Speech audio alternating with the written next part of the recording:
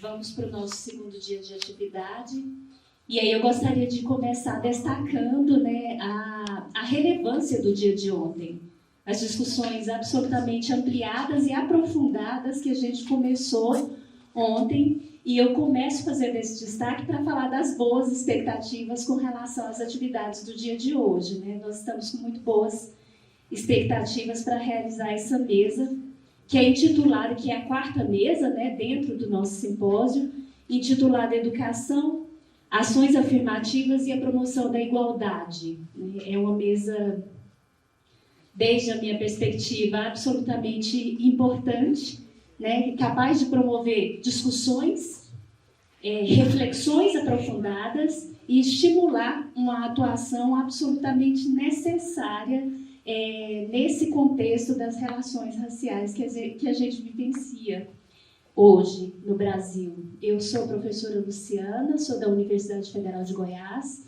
Atualmente eu estou liderando a Secretaria de Inclusão da Universidade Federal de Goiás, que é uma instância da gestão da administração superior da universidade, trabalhando diretamente com políticas de inclusão, de ações afirmativas e de acessibilidade. Isso também integrante, né, da ABA, né? Então, muito honrosamente integro a nossa Associação Brasileira de Antropologia. Bom, para dar início, eu gostaria de compor a nossa mesa, convidando. Inicialmente, eu acho importante apresentar uma justificativa para vocês. A Aniele Franco estava prevista para essa mesa, mas devido a uma agenda muito cheia, com toda essa movimentação que a gente está acompanhando, ela não conseguiu estar presente, pede desculpas, deseja um excelente evento para a gente e justifica a sua ausência. Eu gostaria de chamar para compor a mesa a professora Maria Tereza Gonzaga Alves, que é diretora do Instituto de Educação do INEP. Seja bem-vinda, professora. Gostaria de chamar ainda para compor a mesa a Rosilene Cruz, do Chá, coordenadora geral da Educação Escolar Indígena, e membro da ABIA. Seja muito bem-vinda. E gostaria de chamar para compor a mesa também a professora Vera Rodrigues, que também é integrante da Associação Brasileira de Antropologia, nossa professora da Unilab. Bem-vinda, Vera. Satisfação imensa ter você aqui com a gente hoje.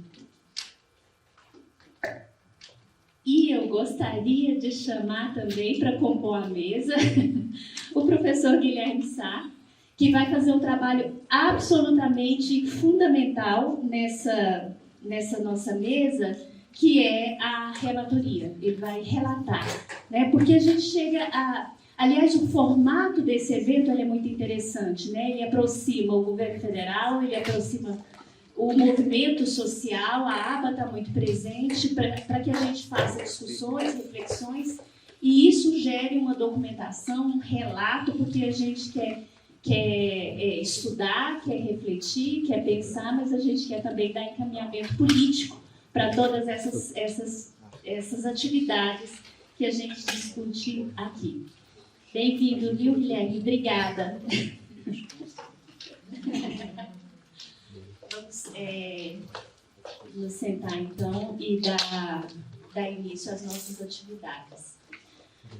Bom, eu gostaria de começar, então, parabenizando a ABA por essa ação, né? A realização desse seminário é uma ação absolutamente importante, tem um tom, inclusive, de vanguardismo em um processo, né, que merece ser destacado. E ele é importante exatamente porque ele imprime a possibilidade da gente realizar essas discussões ampliadas, aprofundadas, acerca desses primeiros 120 dias de reconstrução, né? E isso, a gente está passando por um momento de reconstrução de uma cena nacional que foi absurda e violentamente destruída, né? Desconstruída, destruída, violentada em várias dimensões, né? E discutir sobre esses primeiros 120 dias de reconstrução leva a gente a fazer discussões muito importantes, mas também acende um alerta, né? Desperta em nós a necessidade de estarmos comprometidos e comprometidas, aliados com princípios democráticos, né? Não se deve abrir mão desses princípios em momento nenhum. E essas atividades que a gente tem realizado esses 2 dias também alimentam em nós uma esperança, né? De alcance real e concreto de uma sociedade mais justa, mais igualitária, né? Mais participativa, né? E falando da necessidade de promoção da igualdade, não há como desconsiderar, não há como ignorar uma discussão qualificada e aprofundada sobre educação e ações afirmativas. E esse é o nosso propósito, né, aqui nessa manhã. Avançar nessas discussões sobre educação e ações afirmativas, verificando possibilidades de constituição efetiva de uma situação de equidade, de igualdade, de justiça social, o que é uma impossibilidade sem ações radicalmente antirracistas e antidiscriminatórias, né? Eu gostaria, então, sem mais delongas, né, de cumprimentar a mesa formalmente, satisfação imensa estar aqui com vocês, e cumprimentar todas as pessoas presentes, né? Sejam bem-vindos e bem-vindas a esse momento, sintam-se convidadas e convidadas para um debate que a gente deseja que aconteça, né, hoje. E gostaria de passar a palavra para a professora Maria Tereza, a professora Maria Tereza Gonzaga Alves é cientista social.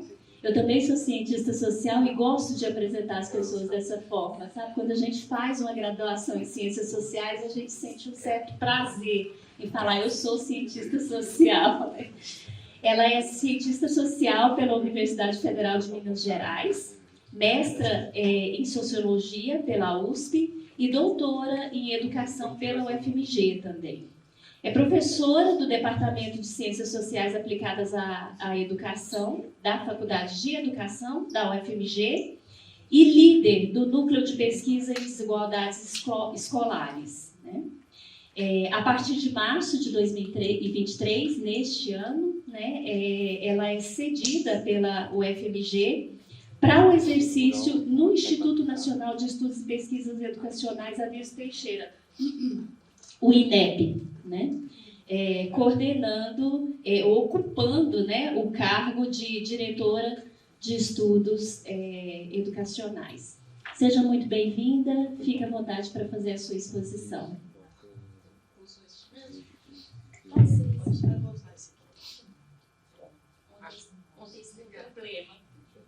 Vamos ver, acho que está funcionando.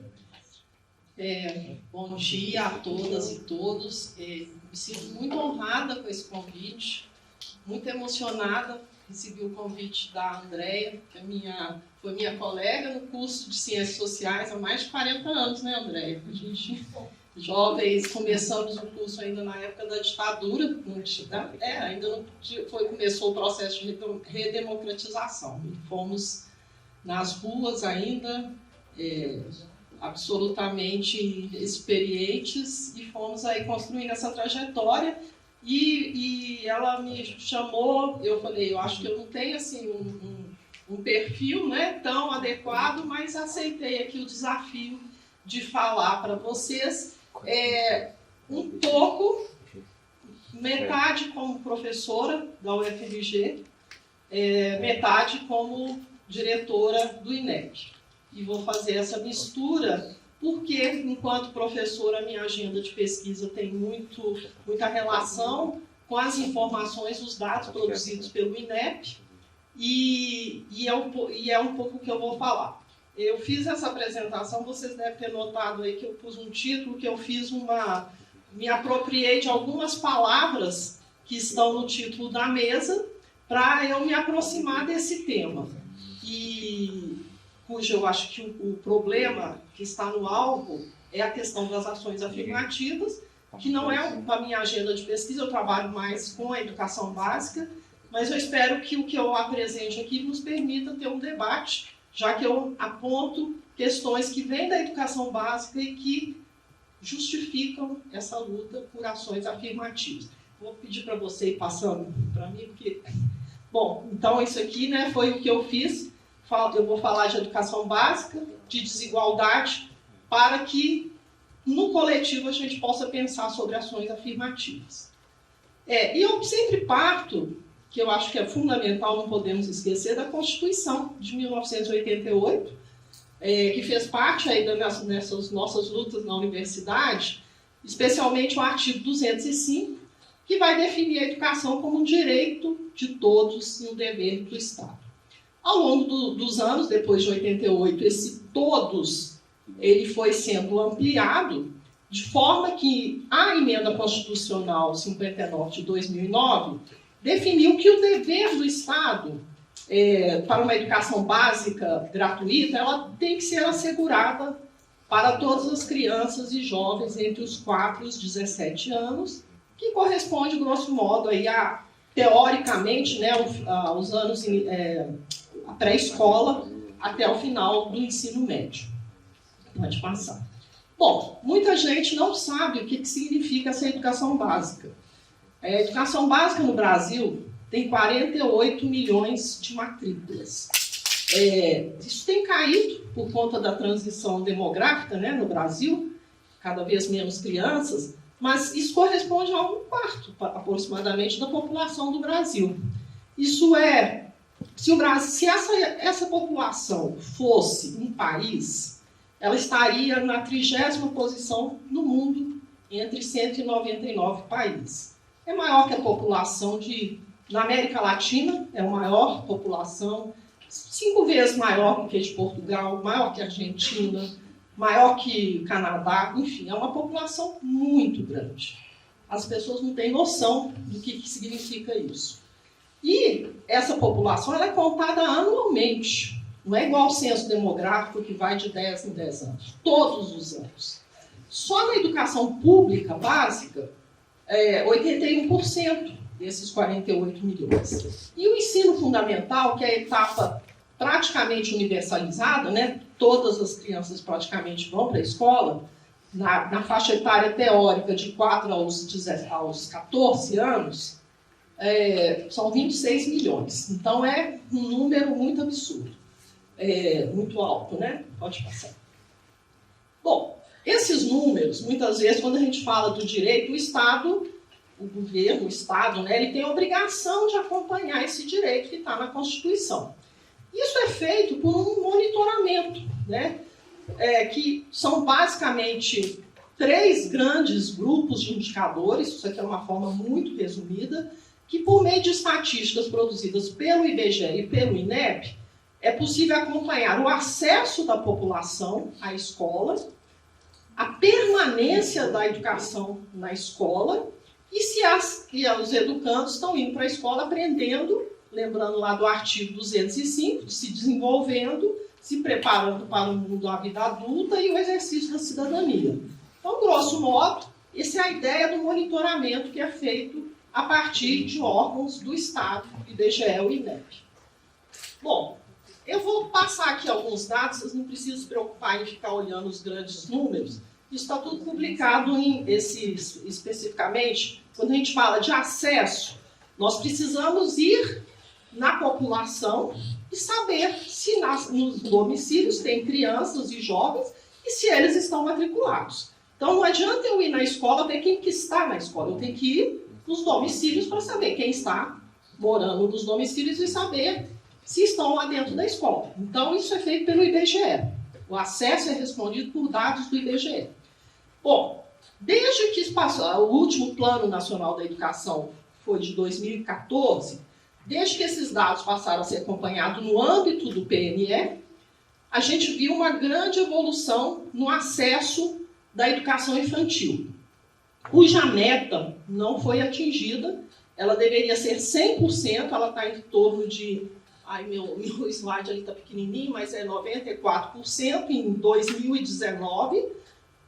Não foi disponibilizado nesse ano do relatório de 2022 dados da pandemia, que certamente caiu, porque é o que a gente vê no ensino fundamental. Na etapa teórica para o ensino fundamental, que é de 6 a 14, com a pandemia a gente estava tendo uma evolução, chegou a 98%, com a pandemia caiu para 95%. No mundo inteiro, a educação infantil foi a mais prejudicada pela pandemia. Então, certamente, houve uma queda na faixa etária de 4 a 5, que eu ainda não tenho esses dados. Pode passar. No ensino médio, que é a porta de entrada para a universidade, a população de 15 a 17 anos que está frequentando o ensino médio, a meta do PNE é 85%, ou seja, já não se esperava que em 2024 a gente chegaria a 100%. Essa meta, antes da pandemia, já se sabia que ela não seria alcançada. E com a pandemia, caiu um pouco mais. Nós estamos em 74,5%, que é o último dado. Ou seja, dos jovens de 15 a 17 anos que estão cursando o ensino médio.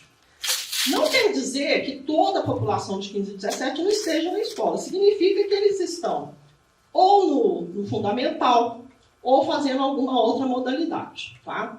Então, a gente está muito longe dessa meta. Pode passar.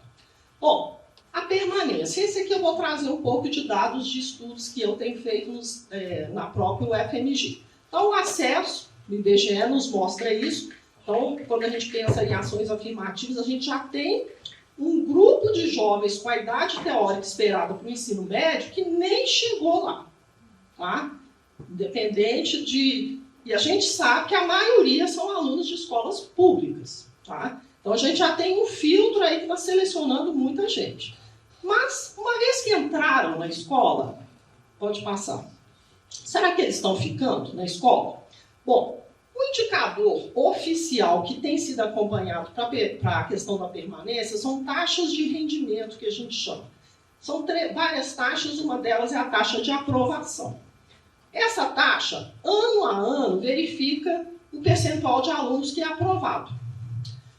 Com a criação do IDEB, que é o Índice de Desenvolvimento da Educação Básica, que é um indicador de qualidade da educação, em 2007, houve um incentivo para melhorar essa taxa, porque esse IDEB é calculado considerando essa taxa. Então, a gente vê essas 3 linhas aí que correspondem aos anos iniciais, o gráfico superior da esquerda, os anos finais, à direita, e embaixo do ensino médio. A gente vê uma tendência de crescimento. Mas será que isso é a realidade? Né? Essa foi a minha pergunta de pesquisa quando eu fui analisar esses dados. Porque o que acontece? A gente está vendo em vários anos a média das taxas de aprovação dentro de cada um desses anos, de 2 em 2 anos ali no gráfico. O IDEB é calculado de 2 em 2 anos. Então, parece que o IDEB incentivou que a cada 2 anos houvesse uma melhora, ou seja, as crianças permaneciam mais tempo na escola. Pode passar. Mas, de fato, a partir de 2007, quando o IDEB foi criado, o INEP começou a coletar dados individualizados longitudinais dos alunos. Todos os anos, eu ia na escola, perguntava, o aluno ele ganhava um número como se fosse um CPF. No ano seguinte, eu ia de novo, ele podia ter mudado de escola, mas o número dele ia sendo levado para outras escolas, de forma que, em 2015, o INEP preparou a primeira base longitudinal. Acompanhou os alunos que entraram na escola em 2007 e foi acompanhando ano a ano esses alunos.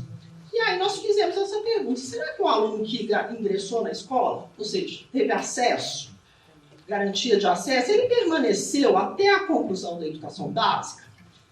Em 2007, a educação obrigatória era a partir de 6 anos. Então, em vez de a gente pegar a partir de 4, nós pegamos de 6, porque A educação pré-escola, com 4 anos, passou a ser obrigatória a partir de 2016. Então, a gente pegou essa coorte que tem cerca de 3 milhões de crianças com 6 anos. E fomos acompanhar essas crianças. Pode passar. Isso aí nós produzimos esses artigos, depois eu posso dar a referência para vocês.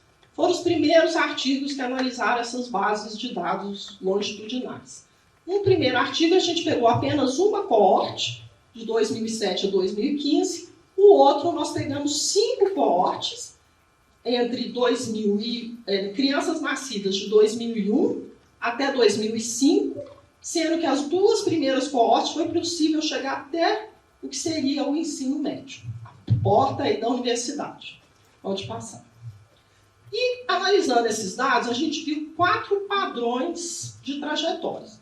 Uma seria uma trajetória regular, que é aquela criança que inicia com 6 anos, continua o ensino fundamental, o ensino médio, a idade esperada, até terminar. Tem uma trajetória com pouca irregularidade. É uma criança que entrou acima de 6 anos, teve talvez, reprovação, e aí chegou lá no final com 1 ano de atraso. Depois tem com muita irregularidade, que vão ser 2 anos de atraso, e uma trajetória interrompida ou de evasão. Pode passar. E aí são os resultados, que não são nada bons.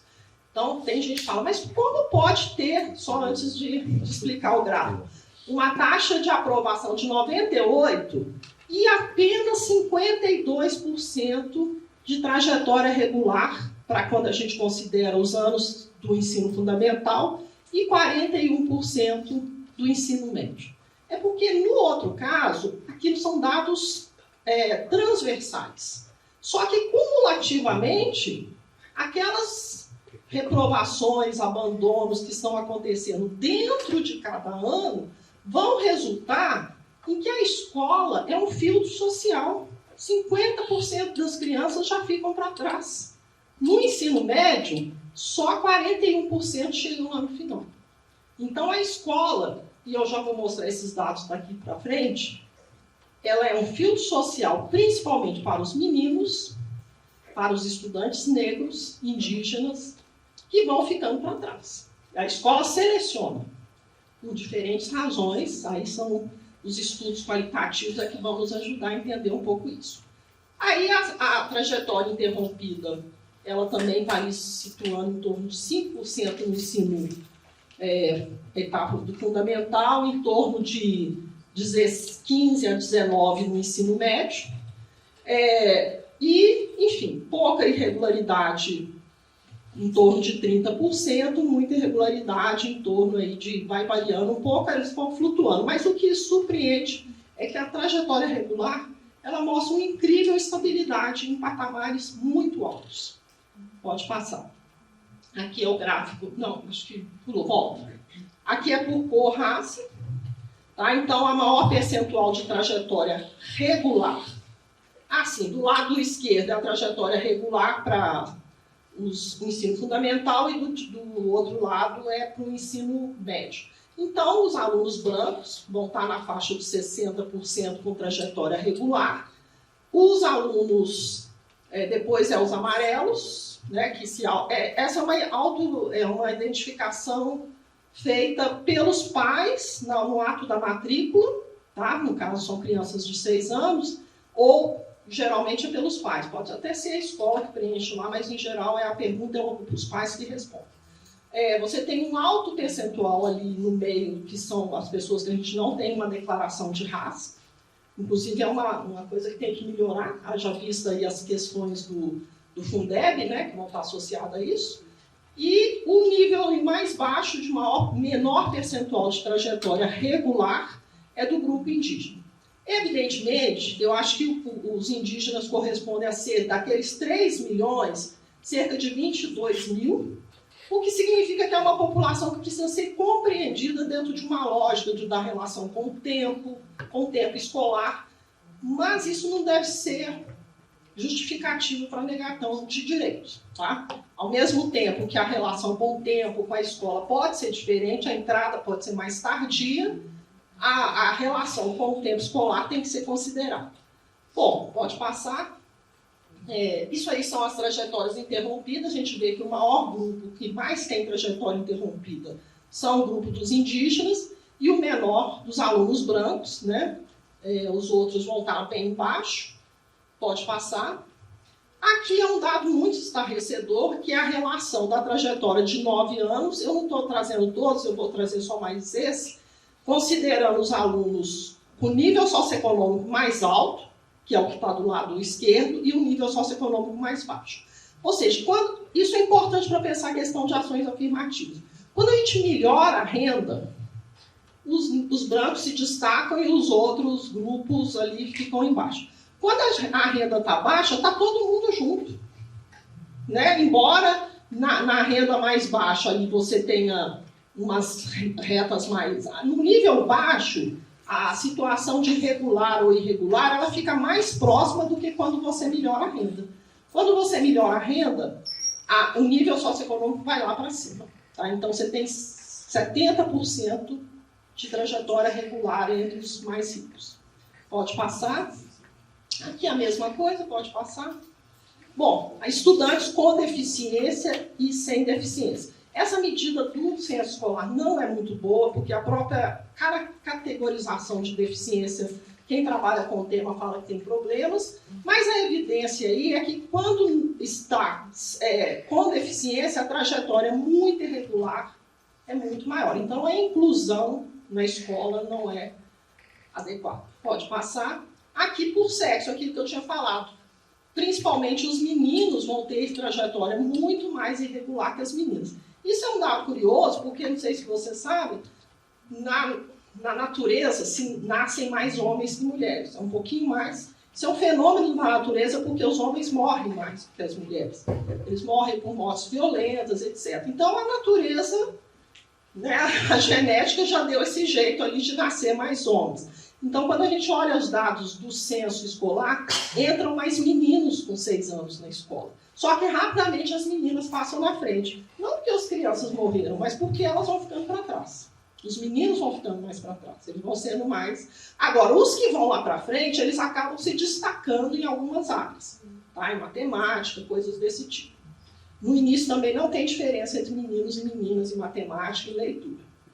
Pode passar. Por último, eu vou falar mais algumas coisinhas aqui, já quase terminando. A questão do aprendizado tem sido monitorado pelo INEP a partir dos dados do Sistema de Avaliação da Educação Básica, que é uma evidência do aprendizado. Mas está longe de ser resultados abrangentes, usando aqui uma terminologia do Amartya Sen, que seria algo muito mais amplo do que é possível de se avaliar num sistema de monitoramento. E o sistema de monitoramento não tem que chegar, de fato, nesse pormenor do que se espera de uma escola. Ele é um termômetro para mostrar que tem algum problema, mas ele não vai chegar em algo mais abrangente que cabe à própria escola, a comunidade estar avaliando. E aí, pode passar. Aqui tem alguns resultados que eu vou mostrar para vocês. Eu me baseei nesses textos, depois eu posso passar a referência, que utilizam dados do SAEB para estudar desigualdade. Pode passar.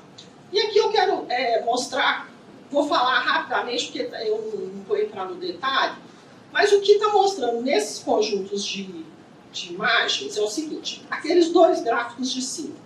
Ele está mostrando que de 2007 a 2017, os estudantes de nível socioeconômico mais baixo, meninos brancos, meninas brancas, meninos pretos, meninas pretas, eles melhoraram o desempenho, mas eles ficaram no nível sempre muito baixo.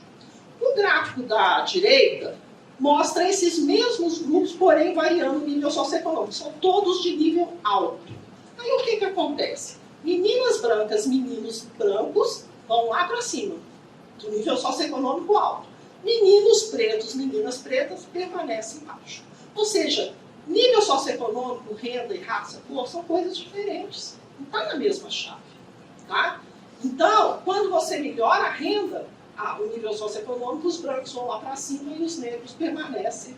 O gráfico está na mesma escala. Esses 2 gráficos de caixinhas embaixo mostram que tem algo que acontece nas escolas. Porque quando você tem aqui escolas que têm um fator de processo escolar, que é o envolvimento do diretor com a escola. Nas caixinhas da esquerda, os meninos, os alunos, né, brancos, negros, que era a terminologia da época, pardos e brancos, eles têm um ligeiro gradiente, os brancos um pouquinho com médias mais altas. Quando você melhora esse fator de envolvimento, ou seja, a escola tem um diretor mais comprometido, a desigualdade aumenta. Não deveria acontecer. Ou seja, os brancos, eles se apropriam da melhora, ou ela é mais virtuosa para eles. No caso do outro fator é de equipamentos da escola, acontece a mesma coisa. Escola que tem melhores equipamentos, os alunos brancos se apropriam mais dessa melhora para eles se beneficiar.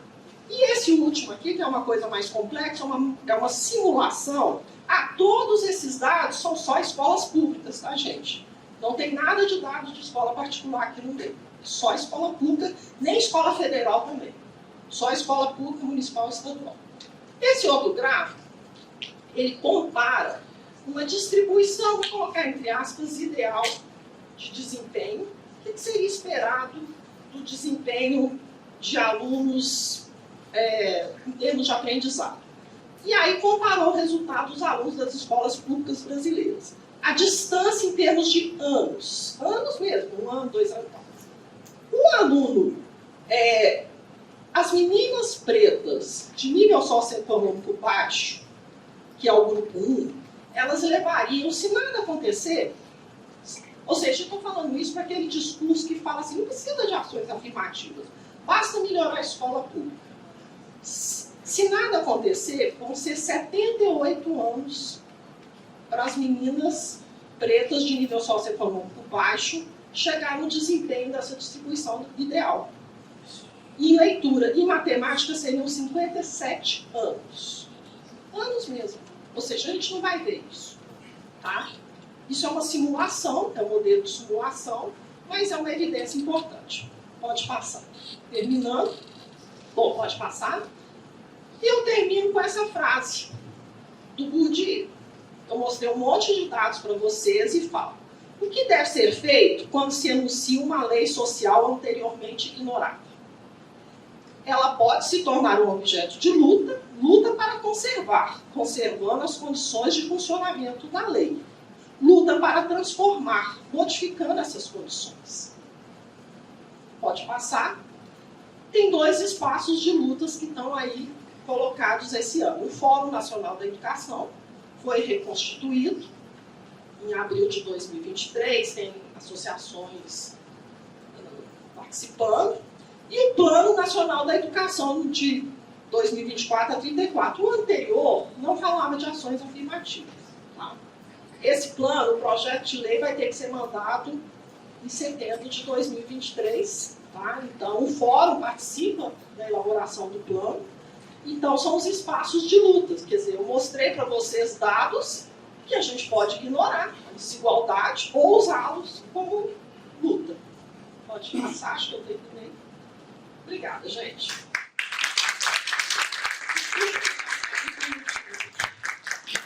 Não passou. Oi? Não, há que desculpar, a professora não passou, foi absolutamente pontual e muito provocativa, né? O que faz com que a gente pense em discutir a sua primeira afirmação, né? Eu não sei se eu tenho perfil para estar nessa mesa, né? Eu responderia imediatamente que tenho perfil sim, e eu agradeço imensamente pela quantidade de dados que você traz para a gente, porque eles estimulam mesmo o nosso desejo, né, por discutir essa aproximação e essa relação entre educação e ações afirmativas, né? Obrigada, viu, pela exposição. Ao final, a gente abre para o debate. Eu vou passar a palavra, então, para Rosilene Cruz de Araújo Tuchá, dando as boas-vindas, mais uma vez, e informando que a Rosilene é doutoranda em Antropologia Social pela UNB, e eu selecionei aqui uma informação sobre ela que eu considero muito importante. Você tem graduação em licenciatura intercultural em educação escolar indígena, né, pela Universidade Estadual do Mato Grosso, a UNEMAT. É professora da Universidade Federal do Amapá e desenvolve pesquisas com povos indígenas, atuando também como pesquisadora indígena no Opará. Não é isso?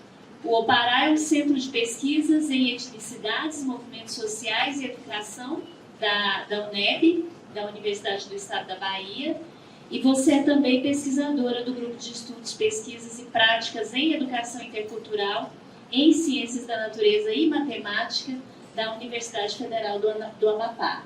É isso? Vamos então ouvir agora a Rosilene Tuchá. Bom dia a todos. Bom dia a todos, bom dia a todas, a todos. Quero cumprimentar a mesa, quero agradecer o convite da ABA para essa mesa que eu considero uma temática de grande relevância, principalmente para este momento atual que estamos vivendo, uma reconstituição do país, né, reconstrução de políticas públicas, e pensar lei de cotas, democratização do ensino superior, descolonização dos currículos, é providencial nesse espaço aqui da ABA. Eu fiquei ouvindo a professora Tereza e imaginando quanto desafios nós temos para avançar nas políticas de ações afirmativas. E imaginando do ponto de vista das políticas dos povos indígenas. Acho que esse espaço que fala a minha aqui hoje é dos povos indígenas. Enquanto que os povos indígenas, se os dados mostram, né, esse déficit em relação a populações negras, quilombolas e outros povos considerados de baixa renda, os povos indígenas se colocam em situação ainda muito mais vulneráveis, né?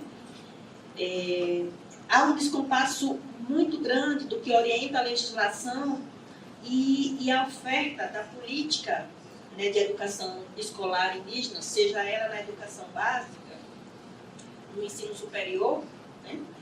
E esse descompasso vem justamente do ponto de vista de como as políticas foram ofertadas, foram pensadas para os povos indígenas.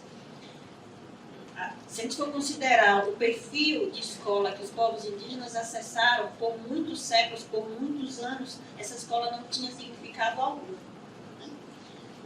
Uma escola de imposição, de anulação de identidade, de assimilação, de uma imposição de um bilinguismo de transição que não levou a educação escolar dos povos indígenas a lugar algum. E a Constituição de 1988 ela foi um marco importantíssimo para o avanço da educação escolar indígena para os povos indígenas. Isso porque a educação começa a ser pensada com a participação dos povos indígenas. Então, é dizer que a participação dos movimentos sociais, dos fóruns, elas são de fundamental importância para pensar ações afirmativas.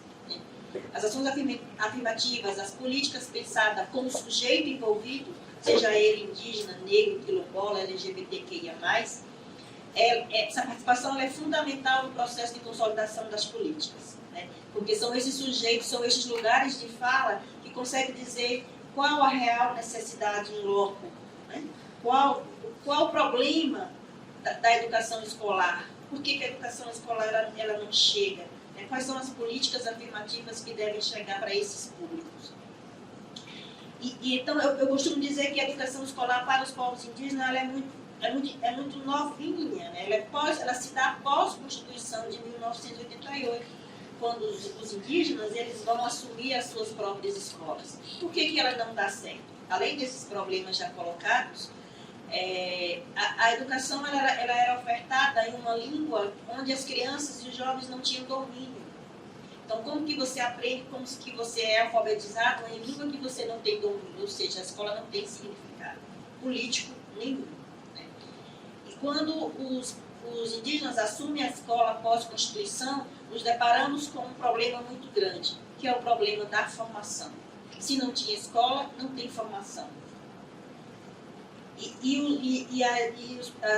Os jovens indígenas assumem a escola com um perfil político, porque as lideranças tradicionais depositam a confiança nesses jovens e diz: toma que o filho é de vocês, a gente confia e vocês vão fazer essa escola acontecer de fato, mas ela vai acontecer do nosso jeito, né? Uma educação que pensa a intraculturalidade, a valorização das culturas internas, né? A interculturalidade, a relação com outras culturas, que valorize as línguas indígenas, né? Que seja alfabetizado, que tenha um processo de alfabetização a partir das línguas indígenas. E os professores indígenas, as lideranças indígenas vão pautar isso muito bem na Constituição. E consegue garantir esse marco, né? Consegue garantir que de fato, a escola pensada com os povos indígenas, ela vai ter uma legislação específica para dar conta desse novo pensar de uma educação escolar. E é nesse âmbito, com esse desafio, que os jovens indígenas assumem as escolas. Então, ao mesmo tempo que eles vão ser professores, eles vão ser estudantes, porque eles precisam se qualificar para dar conta, principalmente, da continuidade da educação básica. E depois de tanto tempo de Constituição, a gente percebe que esse ainda é um desafio muito grande. Nós temos um número muito grande de escolas indígenas, de estados, que não tem sequer a oferta do ensino médio. Isso porque a formação inicial não chegou para esses estudantes. Eu tenho 2 semanas que assumi a coordenação de educação escolar indígena no MEC, na CECADI, e percebo o quanto que as coisas ainda estão por fazer, né? Estudantes que pararam o ensino fundamental no ano de 2010 estão parados até então porque o Estado não oferece educação em nível médio. Então, o que fazer para que essas políticas de fato cheguem na ponta, né? Entre o ensino fundamental nos finais, o ensino médio e a graduação, há um descompasso muito grande ainda, né? Dependendo da região brasileira.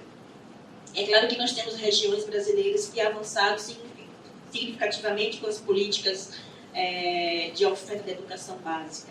Então, o ensino superior, a pós-graduação ainda é um sonho para muitos povos indígenas, né? Então, nós precisamos de ações afirmativas céleres que dê conta dessas políticas, que realmente seja pensada com a participação desses sujeitos.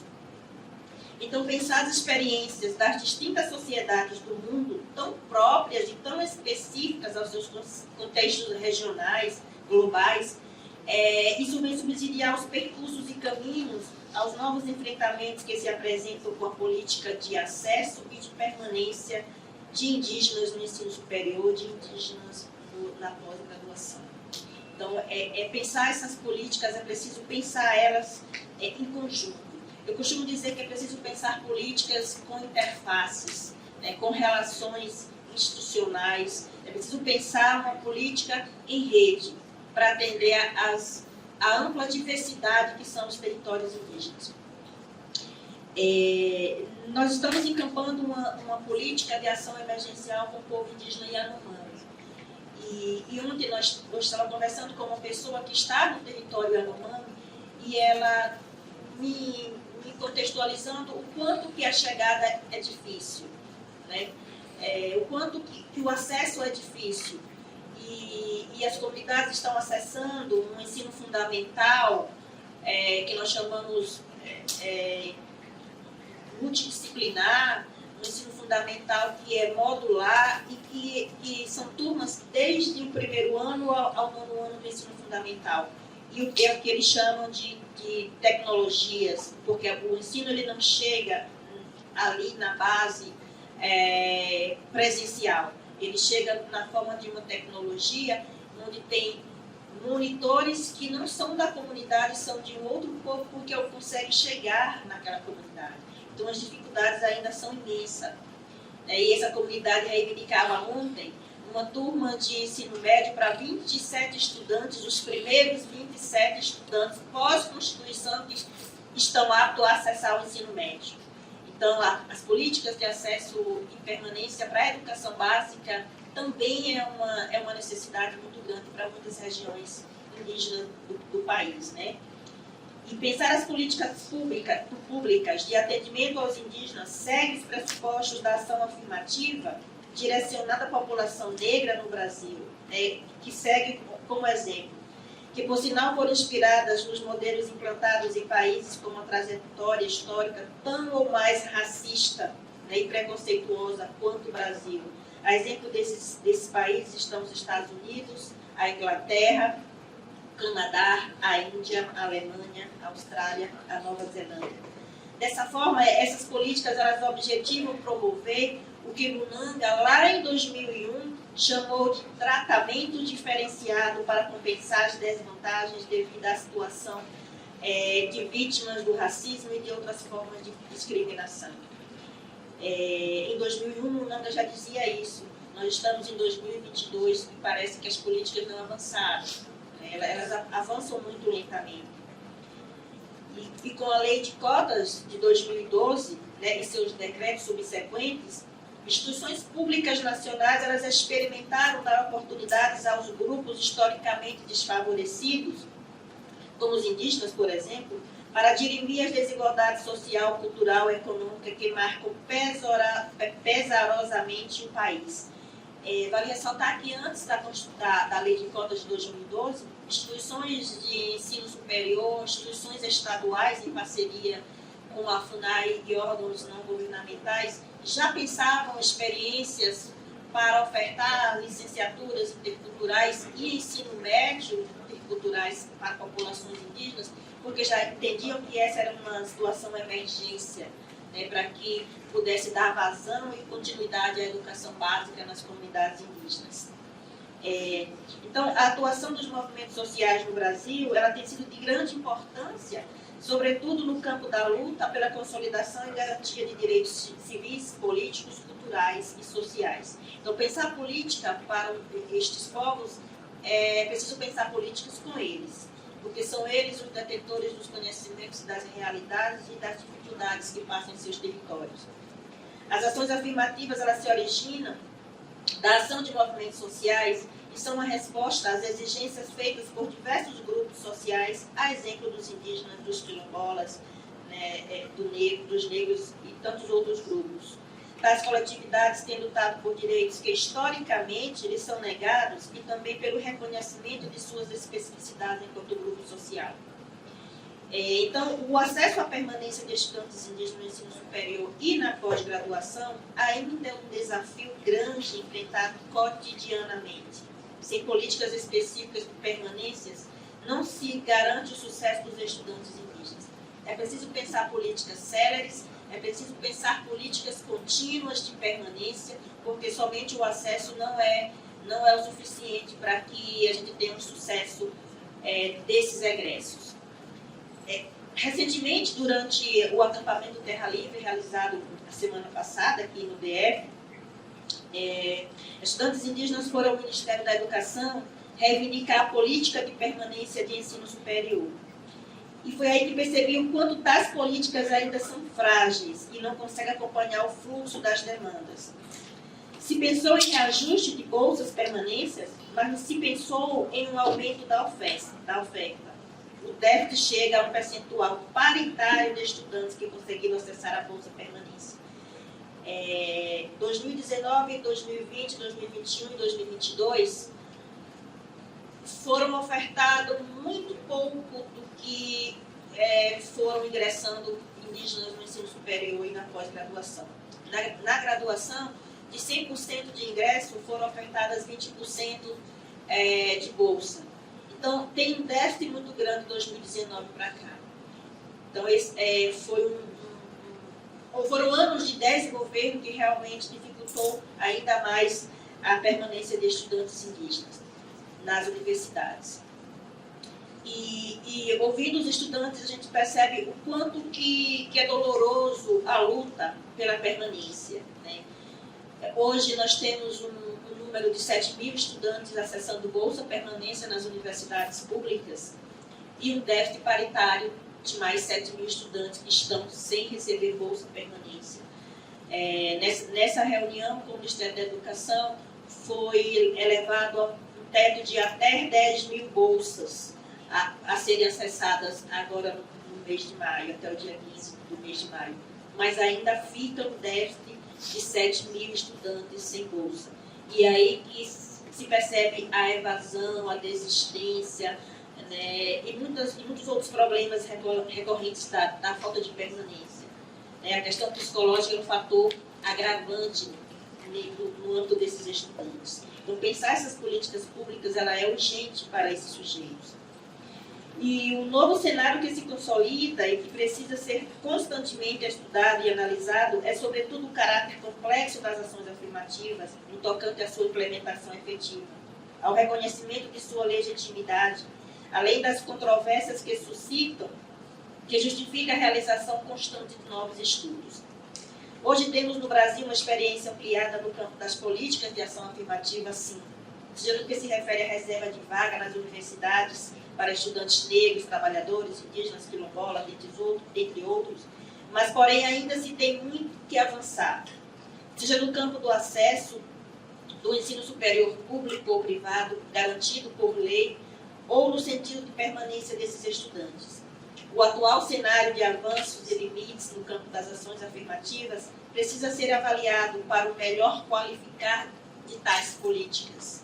Para tanto, o papel protagonista dos movimentos sociais no processo de implementação, consolidação e manutenção dessas políticas é de fundamental importância. O acompanhamento da implantação de políticas de ingresso e permanência de estudantes indígenas nas universidades tem ressaltado as dificuldades presentes nos processos de acesso e de permanência desses estudantes nas unidades acadêmicas. Cabe aqui um estudo reflexivo para subsidiar a melhoria das políticas específicas, sejam elas para indígenas, quilombolas, negros, LGBTQIA+, ciganos, enfim, todos que necessitam de políticas específicas para acessar a universidade. Encontros como estes são importantes, pois desencadeiam pressões para a implementação de medidas reparatórias voltadas para populações historicamente negadas. A Conferência de Durban é um exemplo disso, né, gente? Recomendava medidas mitigatórias e reparatórias às minorias vítimas de racismo, preconceitos, intolerância por meio de políticas públicas específicas para a superação das desigualdades. Quem aqui se lembra do REUNE? O REUNE tinha como objetivo a reestruturação das instituições de ensino superior com combate à desigualdade social no Brasil. Quando o REUNE chega, em 2007, com possibilidade de adesão pelas universidades, lembro de uma fala de um gestor da universidade, dizendo que meio que não ia aderir ao REUNE porque estaria gerando mais desigualdade, na tentativa de explicar que o REUNE não chegaria para todos que necessitam de fato da política de REUNE.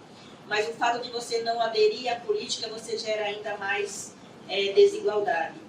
Enquanto isso, os estudantes indígenas na frente da universidade lutavam pela adesão ao REUNE porque estavam sendo despejados de suas casas, né, de suas moradias, passavam fome na universidade, porque na época não se tinha uma política de ação afirmativa, de permanência, como se tem hoje. Né? Hoje se já tem um acesso maior dessas políticas afirmativas.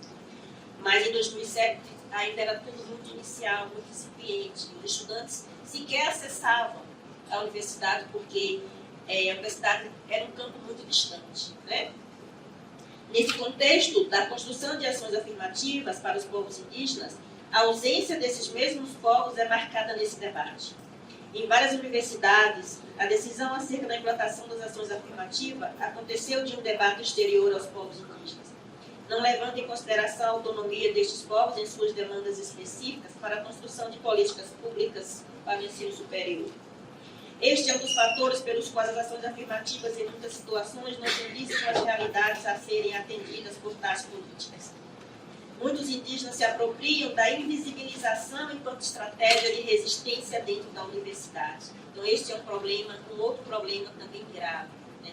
Talvez se manter no campo da invisibilidade é muito mais confortável do que dar visibilidade e passar por situações constrangedoras. É preciso, pois, descolonizar os currículos, descolonizar a universidade, mudar a cultura da universidade, como bem dizia Miguel Arroio.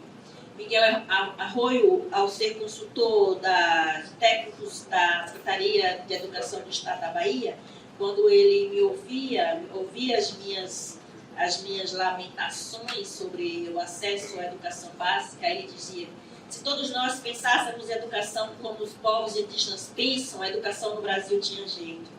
é uma educação comunitária, é uma educação que pensa, que reflete as realidades em loco. Então, esse é o modelo que precisa ser pensado, que precisa ser refletido. Então, é preciso pensar com esses sujeitos modelos de educação e não propor programas sem refletir se os programas, de fato, vão dar certo lá na ponta, porque as realidades são diversas. Então, esses programas macros, eles precisam pensar as diversidades. Pensar a presença indígena na universidade, o que isso significa, né? Para a universidade? O que significa para o estudante indígena? Qual é a sua responsabilidade com o seu povo, para a sua comunidade? Quem tem sido as realidades vividas por esses estudantes? Quais têm sido essas realidades vividas? A política de cota tem alterado o perfil dos profissionais que temos na universidade? Qual é o perfil do profissional que nós temos na universidade que estão nesse processo de implementação dessas políticas? Essa é uma reflexão a ser feita também. O que temos de avançar a partir de agora? Então, como aperfeiçoar as ações afirmativas? Conhecendo um pouco mais as realidades que existem no Brasil. Esses estudantes encaram os estudos como um ato político. Esse é um desafio. É importante estar nos espaços de poder, espaços de escuta, espaços de fala, nos espaços de decisões políticos, pedagógicos, administrativos, financeiros, dentre tantos outros espaços que definem sobre dos povos indígenas, dos povos quilombolas e todos os outros que precisam de políticas específicas. Então, essas trajetórias elas são interrompidas. Há um número de evasão muito grande. O fato de não ter oferta suficiente de ensino fundamental nos finais e ensino médio nas comunidades indígenas leva um número muito grande de estudantes para fora de seus territórios, vão acessar ensino médio em cidades mais próximas e acontece o que foi apresentado aqui nos dados do INEP, né? A desistência é muito grande, a evasão é muito grande, porque a relação com esses outros mundos ainda é um desafio a ser enfrentado fora dos territórios. Para além desse distanciamento entre as modalidades da educação básica, há um distanciamento muito grande entre a educação básica e o ensino superior, e ainda maior na pós-graduação. Apesar de que nós já temos, né, nos últimos anos, pós-cotas, né, pós-sistemas de cotas, pós-ano de 2012, um número significativo de estudantes indígenas no ensino superior. Antes disso, a gente não tinha, né? Pergunta-se quantos professores indígenas hoje estão nas universidades. Meia dúzia, uma dúzia talvez, né? Ainda é muito pouco. Né? Nós precisamos acessar as universidades. E a luta dos estudantes indígenas hoje é pela criação de uma universidade indígena. Será que esse é o melhor caminho? Vamos refletir juntos. Pode ser para dar conta da especificidade e da ampliação da educação básica nos territórios, mas talvez seja um desafio ainda maior pensar a dicotomia universidade indígena e universidade ampla, onde precisamos estar inseridos. Talvez possa ser um argumento para dizer, não, vocês não precisam mais inserir o sistema de cota porque vocês já têm uma universidade indígena.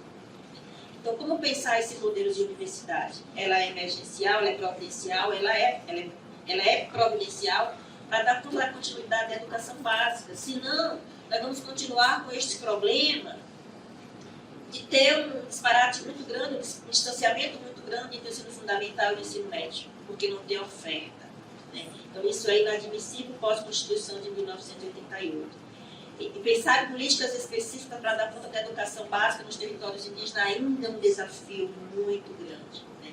Mas tem uma coisa boa que vem acontecendo dentro dessas ações afirmativas, dentro dessa política, que é a descolonização desses espaços. Né? Mudar a cultura das universidades, mudar a cultura das escolas, e os estudantes indígenas, principalmente no campo da pós-graduação e da graduação das grandes universidades, têm feito um pouco este caminho, né, de descolonizar, de trazer questões problematizadoras para refletir esse modelo de educação que desde os princípios ela não foi pensada para a diversidade do Brasil, né? Ela foi pensada para uma elite, uma pequena elite, e ela segue com esse perfil, com esse ranço até os nossos dias. Nós temos muito desse processo de implantação de uma educação colonizadora lá atrás, né, que não foi pensada com a diversidade.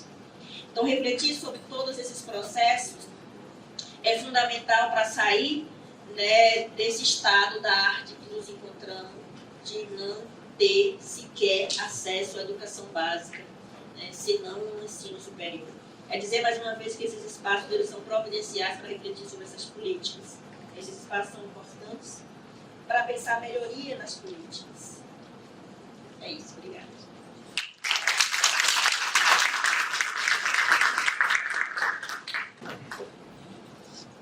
Obrigada, Rosilene, por essa aula que nos desloca, né, e nos coloca para pensar juntos, né, aprendendo aí que educação é um ato político e todos nós somos sujeitos políticos, inclusive inseridos nesse espaço aqui. Obrigada pela chamada para ocupar esse lugar e pensar juntas, né, e avançar em busca de uma educação verdadeiramente inter e intracultural, verdadeiramente bilíngue, plurilíngue, quiçá plurilíngue, né?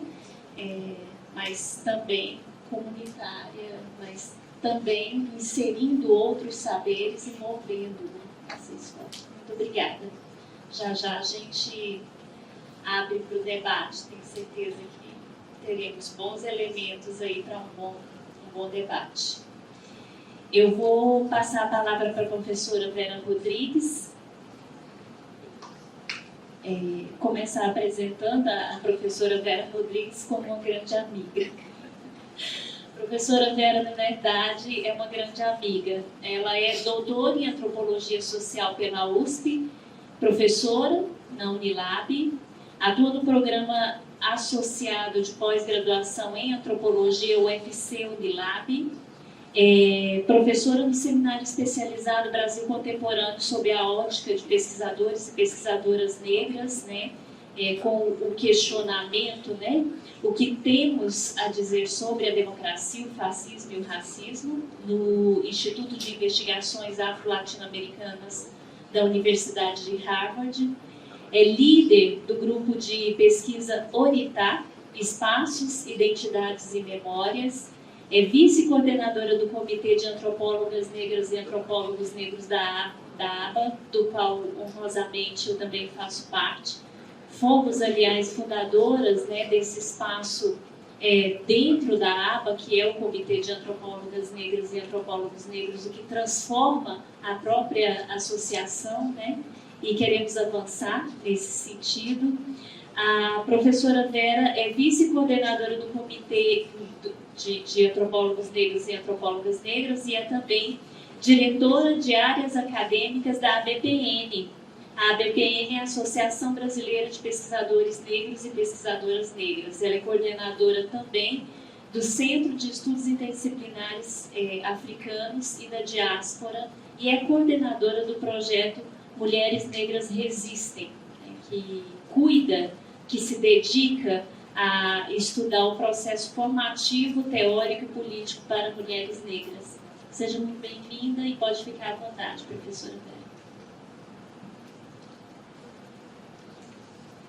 Bom dia, tudo bem?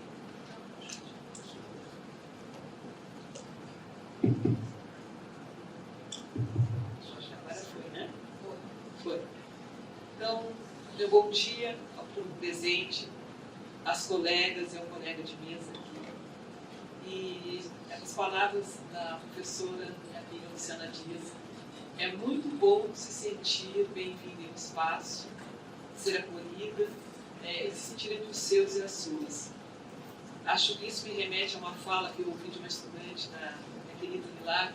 Ela disse: professora, em 2018 a senhora era a cara da desesperança. E olha que para ficar com essa cara, gente, a coisa estava feia, né? Eu espero, né, e agradeço muito a todos aqueles e aquelas que nesse período caminharam juntos, lutamos juntos e chegamos até aqui. Não para que somente eu deixe de ter uma cara de desesperança, mas para que a gente possa, de fato, somar esforços em prol das causas com as quais nos comprometemos, dentro e fora da sala de aula. Então, grata por isso, por este momento construído aqui também.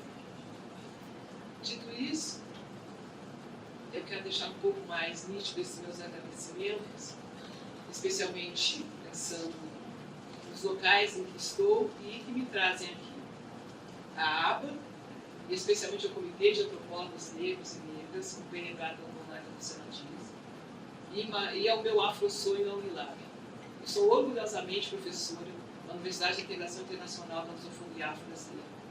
Uma universidade se constitui durante o processo do reúno.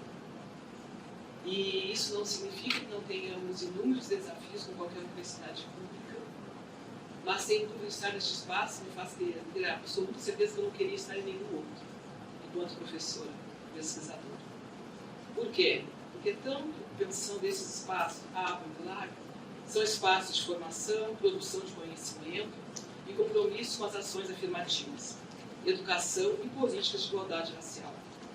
Eu me orgulho, fortaleço e aprendo por estar nesse espaço. Grata por isso.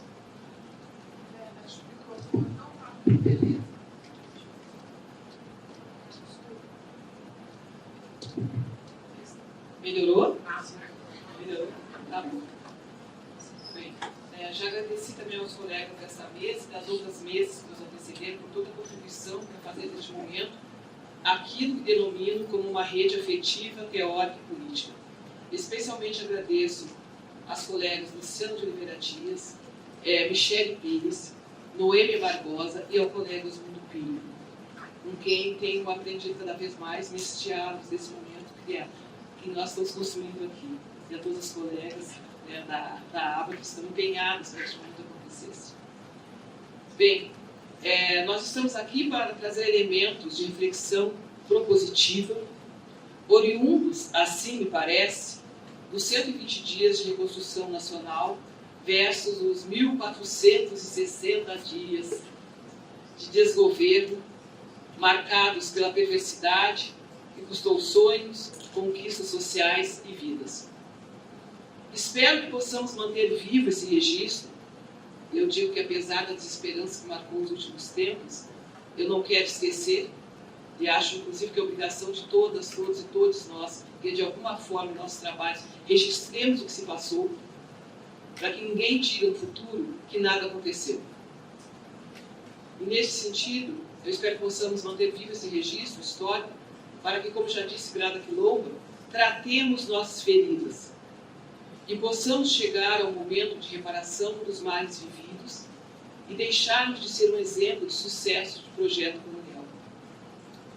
E assim, o que posso fazer, trazer aqui no escopo de contribuição, resulta desse espaço que estou e que demonstra que temos algo a dizer, a propor e principalmente a trabalhar. Por isso, na ideia de reconstrução efetiva, começo entendendo que a ABA, como uma associação científica, e nós pertencentes a essa associação, nos contrapomos ao negacionismo científico e seus instrumentos antidemocráticos, como as fake news. Temos agora um enfrentamento a fazer em relação a isso. Do mesmo modo, entendo que também, enquanto associação científica, nos colocamos ao lado daqueles e daquelas que, se antes foram objetos de ciência, hoje são sujeitos. E integram nossos comitês. E aqui estão em nome dos seus e das suas. Na sequência, penso na Unilab e seu papel como universidade pública situada no Nordeste do Brasil e que tem seus pilares na interiorização e internacionalização do continente africano. Que coloquemos nosso protagonismo de produtoras e produtores de conhecimento como capital humano necessário e bem-vindo a um cenário de valoração do acesso à educação pública, ciência, ações afirmativas que se incorporam em seu corpo discente, docente, servidores e servidoras. De outro ponto, destaco a ABPN, Associação Brasileira de Pesquisadores Negros e Negras, fundada em agosto de 2020, e que destina-se à defesa da pesquisa, seja de cunho acadêmico, científico e ou produções de outros espaços afins, e que realiza prioritariamente por pesquisadores negros e negras sobre temas de interesse direto das populações negras do Brasil, bem como de todos os demais temas pertinentes à construção e à ampliação do conhecimento humano, e, igualmente, ao desenvolvimento científico, sociopolítico e cultural da sociedade. Especialmente em campo aqui.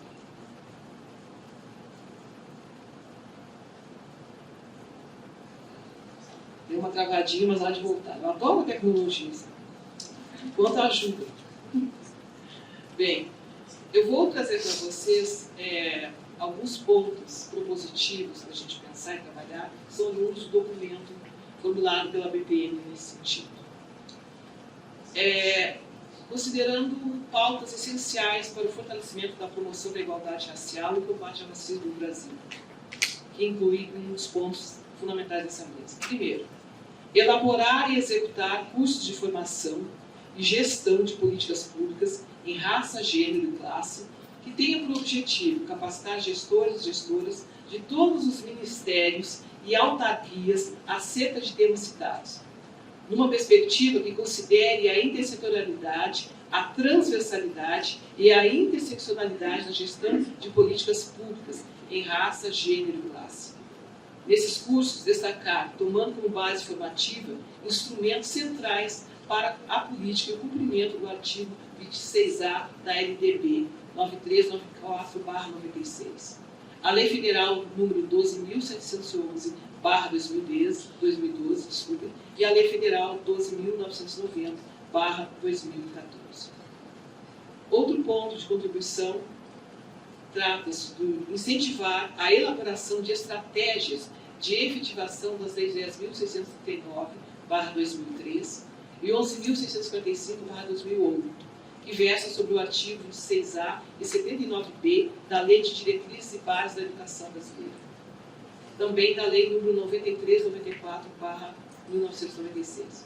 Para isso, sugerimos monitorar a implementação de políticas para a educação básica, tendo em vista a intersetorialidade, a transversalidade e a interseccionalidade da gestão de políticas públicas em raça, gênero e classe com outros ministérios. Lembrando que estamos aqui num diálogo entre Estado e sociedade civil, pensemos como podemos articular isso. Por outro ponto também, garantir a efetivação das leis 2.711/2012 e 2.990/2014, que estabelecem políticas e ações afirmativas para o acesso da população negra e outros grupos nas instituições de ensino e ao serviço público. Mas é preciso ressaltar que, para além do acesso, é necessário termos políticas de permanência. Mais do que isso, é preciso articular diferentes setores e formas transversais e interseccionais de abordagem e prática das ações. A igualdade étnica e racial precisa articular graduação, pós-graduação e docência, contratação de docentes negros e negras. E aqui eu faço parênteses para reiterar este ponto. Quando eu decidi me tornar professora, eu fiz isso também pensando uma coisa: eu precisava estar do outro lado para acolher especialmente os meus e as minhas. Não se faz ação afirmativa sem pensar que também precisamos, para além de discentes e servidores, professores e professoras negros e negras das universidades. E nós temos enfrentado, quem acompanha os concursos públicos realizados nos últimos tempos, inúmeras tentativas de fraudes, quando não, do não comprometimento institucional com a reserva de vagas nos concursos públicos. Isso é muito sério, gente. É uma forma também, sem dúvida, de fragilizar a política de ações afirmativas. Nós precisamos nos comprometer com isso de fato. E isso envolve, sem dúvida, não só ministérios presentes, a educação, por exemplo, o Ministério da Igualdade Racial, como a gente precisa que nossas instituições cada vez mais tenham práticas antirracistas institucionais. Não se trata de boa vontade de um procurador, de uma procuradora ou de alguém da gestão superior. Trata-se de cumprimento legal. Então, esse é um dos pontos que me parecem a serem enfrentados, que é justamente isso, a garantia de que a gente possa ter reservas de vagas que não sejam manipuladas, e a gente já conhece alguns recursos que se usam, como, por exemplo, ao invés de destinar vagas, se faz uma coisa assim, meio por áreas de conhecimento, então você acaba diluindo a necessidade de cumprir a legislação. Isso é um trabalho, gente. Por isso que eu falei que a ideia das proposições das mesas aqui parece também um convite ao trabalho, porque não falta o que fazer efetivamente isso. Então, nesse ponto que eu coloco, também reitero, a partir do que a BPN se constrói e colabora aqui na Interface com outras associações científicas, como a ABA, manter mecanismos para acolhimento dos casos de discriminação étnico-racial, com instalação de ouvidoria, instância que receba, investigue e tome as medidas cabíveis para combater e minorar esses problemas. Instâncias institucionais, dentro daquilo que é cabível a uma instituição. Mas a gente não pode mais esperar que uma professora ou um professor simplesmente seja aquele que tem que ouvir as denúncias de racismo e, como a gente diz no Ceará, dar seu jeito. Não se trata de dar seu jeito. Se trata, obviamente, de qual é o compromisso da instituição com esse tema. Então, essas instâncias precisam ser criadas. E se já há instâncias criadas, em alguns casos, por exemplo, uma ouvidoria, ela precisa ser aperfeiçoada. Eu devo dizer a vocês que me causa, eu não sei se é um misto de tristeza, raiva, às vezes desencanto, de perceber a falta de letramento racial mínimo para tratar desse tema. Gente que vem de outras áreas, que vem, sei lá, do direito, que vem, sei lá, da educação, até da educação. De ter que ouvir, professora, não é bem assim, deixa para lá, a gente vai dar um jeito, quem sabe a senhora dá um jeitinho. Isso cansa. E não dá para ficar dando um jeitinho, já passamos disso, ou deveríamos. Só que eu sei que isso custa, né, gente? Todos nós aqui sabemos que há custos nisso, ônus e bônus. São as nossas alianças, são os nossos projetos, né? Então, tudo isso está envolvido, além do custo, eu diria, emocional disso tudo. Há dias em que é difícil, sabe, tu erguer a cabeça e seguir em frente. Embora, como já disse a querida colega Noemi aqui, Barbosa, é o que a gente precisa fazer, vestir a armadura e seguir em frente. Não é, Noemi? Mas que a gente possa seguir ainda, né, com bem-estar. Porque isso faz parte, eu digo sempre, que nada, nem nada mesmo, nos tire a alegria de viver, nos tire essa coisa, né, de mantermos vivos e vivas. Né? É fundamental. Aliás, às vezes eu acho que a melhor coisa que eu faço algumas vezes é dirigir um sorriso a quem queria ver em lágrimas. Então, um projeto político perverso que retira, por exemplo, a nossa esperança de dias melhores, que a gente possa sorrir. Não de uma forma, eu diria, romântica de ser, mas sabendo que a gente pode mobilizar vários afetos, até mesmo a raiva. Às vezes eu mobilizo. Na sequência, um outro ponto que podemos pensar é acompanhar a implementação do sistema de cotas, considerando o acesso e permanência também na pós-graduação. Enquanto muitos cursos de graduação estão mais voltados para uma formação que capacite o estudante para uma profissão, sem negar, evidentemente, a dimensão inicial de sua condição de pesquisador, a pós-graduação é vocacionada para a pesquisa. Por este motivo, a política de cotas na pós-graduação deverá conduzir a uma ampliação radical quanto a uma transformação na produção de conhecimento, tendo em vista o interesse de conhecimentos próprios e específicos de suas trajetórias. Outro ponto que me parece bem-vindo também, além dessa questão do acompanhamento da política de cotas, e quem viu, né, toda a discussão sobre o aprimoramento da política, naquilo que era preciso, um problema que nós temos é termos um acompanhamento que não seja disperso, diluído. Nós precisamos, muitas vezes nós sabemos o que acontece lá na Unilab, ou na UFG, né, ou na UNB, etc. Mas como é que isso, né, se reúne? Como é que a gente consegue ter esses dados de forma mais concreta para a gente poder trabalhar, inclusive? E que cada, né, cumpra, né, com aquilo que lhe é possível neste momento.